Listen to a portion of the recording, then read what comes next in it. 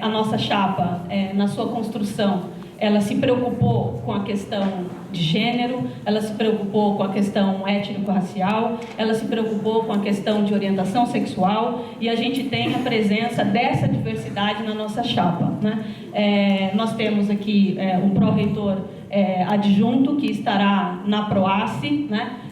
Que é o Wagner, é um técnico administrativo, hoje ele está na pró-reitoria de graduação, que é um negro, e, portanto, a gente tentou expressar na nossa chapa a diversidade que a gente tem, não só na nossa sociedade, mas a diversidade que a gente tem na universidade. Infelizmente, a gente, por conta de estarmos numa sociedade que ela é machista, misógina, lesbofóbica, homofóbica, transfóbica, é uma sociedade em que essa nossa sociedade não permitiu, até o momento, que a gente tivesse uma transformação na universidade. Então, as ações afirmativas, ela vem com esse intuito de conseguir transformar não só a realidade das universidades, mas de conseguir transformar a realidade da nossa sociedade, né? Então, vocês sabem muito bem disso, que a gente tem um número ínfimo de professores negros na universidade.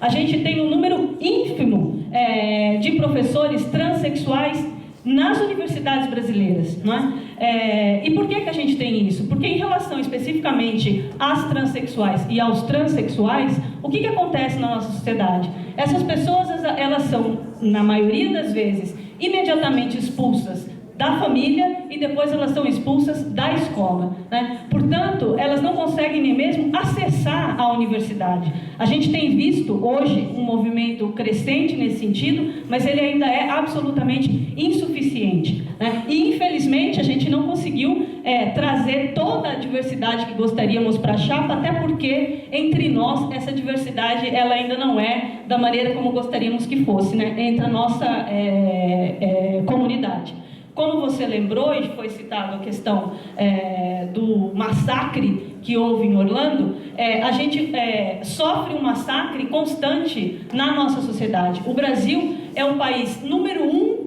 em homicídio a homossexuais no mundo, né? Essa é uma realidade que não é posta muitas vezes, é uma realidade que ela é escondida, mas ela está presente na sociedade, né? A questão do feminicídio é uma outra questão seríssima na sociedade brasileira. Nos últimos dados que saíram não há muito tempo atrás, o número de homicídios em relação às mulheres brancas, ele até teve um pequeno decréscimo, mas aumentou tremendamente o número de homicídios contra as mulheres negras. Portanto, a gente tem um sério problema aqui também, que perpassa a questão de classe, perpassa a questão étnico-racial e perpassa a questão de gênero. Nós temos um extermínio da população jovem e negra das periferias das grandes cidades e não apenas das grandes cidades, né? Então, todas essas questões, elas precisam ser pensadas, né? A questão da permanência da comunidade LGBT, que muitas vezes transcende a questão econômica, porque a gente tem relatos de casos, por exemplo, de gays, de lésbicas, de transexuais, que os pais ameaçam tirar da universidade, e não apenas ameaçam, efetivam a ameaça, portanto cortam a possibilidade desses alunos permanecerem na universidade, e muitas vezes eles podem chegar à PROACE e não atendem o requisito da renda, né?